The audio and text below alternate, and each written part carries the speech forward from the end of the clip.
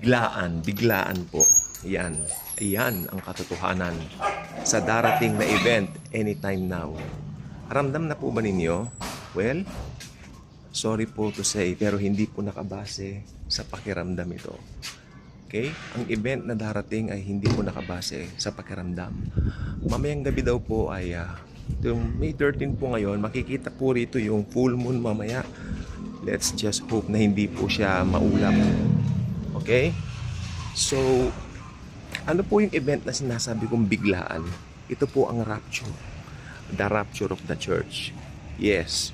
Yung iba parang nabibingi or parang natutulilig na ang tenga. Rapture na naman.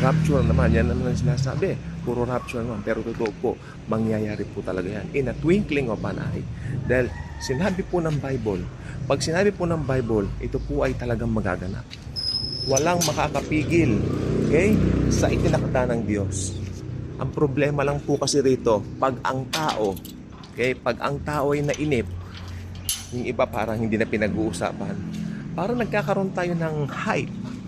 Nagiging hyper tayo kapag medyo marami tayong naririnig. Well, that's being normal as a normal person.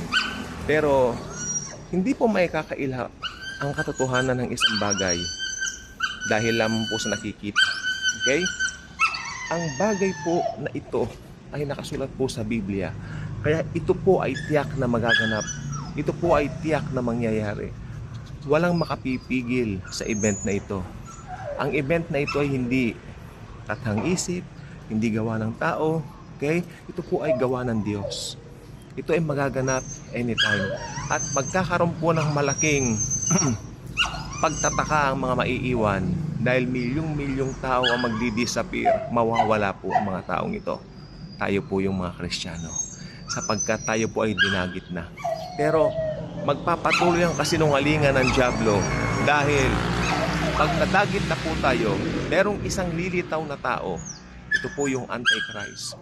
Siya po ay mag-o-offer ng kapayapaan. At sasabihin niya na yung mga nawala, na milyong-milyong tao, alam nila born again nga po yung mga nawalang yon, sasabihin kinuha raw tayo ng alien. So kasinungalingan na naman po. Okay? So ngayon po ba naaamoy na po ba ninyo yung mga ganyan mga nangyayari? Meron na po sa mundo yan. Marami na pong deception ngayon ng dyablo na gagamitin niyang tools pagdating ng araw ng tribulation. Nakahanda na po yan, like yung mga movies ng mga Lord of the Rings, yung mga Encanto, yung mga movies about na ganyan. Yan, pandaraya po ng dyablo yan. There's no such thing as that. Ang alam ko lang pong meron po ay impyerno at langit. At yung space po, kalawakan. Pero yung mga sinasabi nila mga tipo mga Encantadia, mga Encanto, mga ganyan, wala po ang mga ganyan. Hindi po totoo ang mga bagay na yan. Okay? Kasi yan po ay prepare na po talaga ng dyablo para ma-deceive ang mga tao. Like yung Lord of the Rings. Diba? Sige, ano ba? Yung, ano po yung mga pelikulang yan? Yung Planet of the Apes. Diba? Yung mga pelikulang yan. Yes, I can name names dahil ito po ay mga pelikulang makikita po natin na Harry Potter, yan. Ang sinasabi ng isang pastor na talagang nagpro-promote ng magic, no? Nung bago po yung Harry Potter, medyo bata pa po tayo noon at tayo po ay nahilig ding manood ng mga ganyan. Pero syempre, nung tayo po ay lumalago na rin po sa salita ng Panginoon, nakikita po natin na part po yun ng pandaraya. Then afterwards, lumabas po yung Da Vinci Code.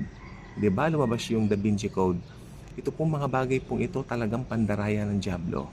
Yun po talagang Da Vinci Code. Nakita ko po ito ay talagang nandun yung spirit of the Antichrist na sinisiraan talaga ang Panginoong Jesus ng lantaran. Okay? Sa araw po ng rapture, normal lang po ang lahat eh. Kung ano yung ginagawa mo, gigising ka, okay? Magsisipilyo ka, maliligo ka, kung ano man ang ginagawa mo, siguro nagwawalis ka ng bakuran mo, whatever. And then, kung Kristiyano ka, selyado ka ng dugo ng Panginoong Jesus, bigla ka mawawala. Magdi-disappear ka.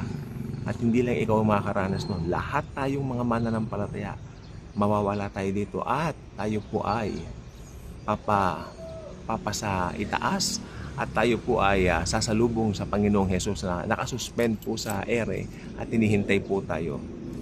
Tapos yung mga namatay na sa Panginoong Hesus, ibig sabihin yung mga namatay na mananampalataya ng Panginoon na noon pa mabubuhay po sila. Bibigyan ng bagong katawan, okay? Ito po yung mga glorified bodies.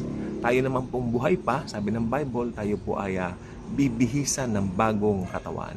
Tayo mga buhay pa bibihisan, pero yung mga namatay na siyempre bubuhayin at bibihisan din ng bagong katawan. Then, all together, we will meet Jesus in the air. Sa panahon po natin ngayon, maraming parang nagtatawa sa mga bagay na ganito. Hindi nila binibigyan pansin. Lalo na masyado silang concerned sa mga current events, kung ano yung mga nangyayari sa mundo, kung ano yung mga nangyayari sa paligid, kung ano yung mga nangyayari sa buhay nila. Diba? Meron silang mga talagang pinagpopukusan ng kanilang mga isip. Hindi nila alam, one day, biglang darating ang rapture at bigla silang magugulantang. Okay? Ito po yung mga taong hindi tumanggap sa Panginoong Hesus. Mga maiiwan, mga maleleft behind. Totoo po ang mga maleleft behind. Okay?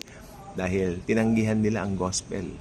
Pero, sabi ko nga po, as always, pagdating po ng panahon na yon, merong isang magkokontrol ng sitwasyon. Actually, ang mangunguna po ron si Satanas. Gagamit siya ng puppet, itong Antichrist. At saka yung bulaang propeta. Yan ang kanyang mga taktik. Okay? At lahat po ng yan ay nakasulat na po sa Bible. Lahat po ng yan ay matutupad in a twinkling of an eye. Huwag tayong magsawa na ibahagi ito sa ibang mga tao. I-share niyo ang video nito sapagkat dito marami pong makikinabang. Yung may pakinabang po ang i-share natin. Sapagkat naniniwala ako itong mga videos na gaya nito. Pagdating po ng Great Tribulation, marami pong maghahanap nito sa YouTube para matuto po sila tungkol kay Jesus. Okay? At makakatulong po ang mga video nito pagdating ng panahon. Okay? Sa ngayon, maaring minamaliit, hindi pinapansin, or worse, pinagtatawanan pa. Ang magtatawa po dito, mga hindi mananampalataya. Hindi magtatawa rito ang mananampalataya sapagkat alam niya ang kapangyarihan ng krus ng Panginoong Hesus na bumago at luminis sa pagkatao natin, sa mga buhay natin. May bago tayong pagkatao, may bago tayong hangarin, mithiin sa buhay. Dahil ang mithiin na yan ay walang iba kundi mapapurihan ang Panginoong Hesukristo. Well, ang rapture po ay magaganap anytime. Yes, sasabihin po ako pa rin yan. Hindi tayo nagbibigay ng specific dates. Pero at least alam mo na kung ano na ang narating ng mundo ngayon, ano na ang estado ng daigdig ngayon. Kung magkakaroon lang po ako ng comparison, 2015 to 2025, ang layo na po. Noon, ang daling mag-evangelize, ang daling makapagdala ng kaluluwa sa Lord. Ngayon, parang mga tao ngayon, parang nagbago yung diwa, nagbago yung isipan. Marami po nagbago. Hindi ko lang po inaano, pero talagang napansin ko po yan. Napansin ko po ang pagbabago ng mga tao. Okay? Kaya naniniwala po ako, the only one who can save us is Jesus. If you will turn to Jesus and receive Him as your Lord and Savior, maliligtas ka. Sapagkat yan ang sabi ng banal na aklat.